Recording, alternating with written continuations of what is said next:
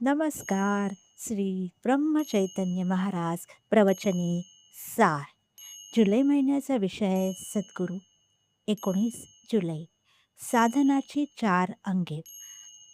प्रपंचात वागत असताना प्रत्येकाने अंतर्मुख होऊन आपले दोष काय आहेत ते हुडकून काढावे आणि ते घालवण्याचा प्रयत्न करावा.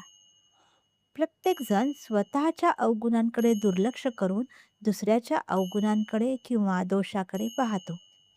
चित्त शुद्ध होण्यासाठी सगळ्यात चांगला उपाय म्हणजे सत्संग. आपण संतांना देहात पाहू नये, तर ते जे साधन सांगतात तेच ते आहेत असे समजावे. संतांनी 4 गोष्टी करायला सांगितल्या आहेत. 1. निर्गुणत्व कळायला कठीण म्हणून सगुण उपासना करावी. त्यानेच निर्गुण रहस्य कळेल. दुसरी गोष्ट म्हणजे नम्रता. अभिमानाने परमात्मा दुरावतो.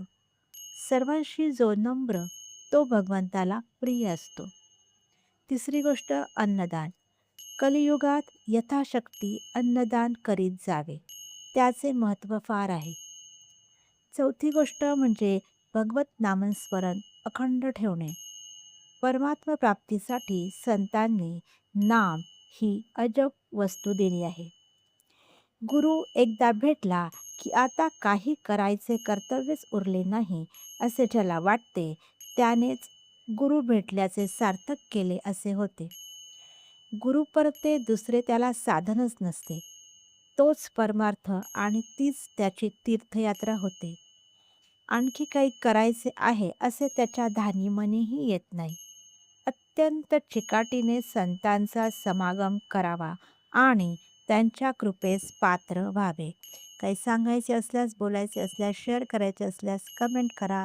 आनंदात राहा. धन्यवाद.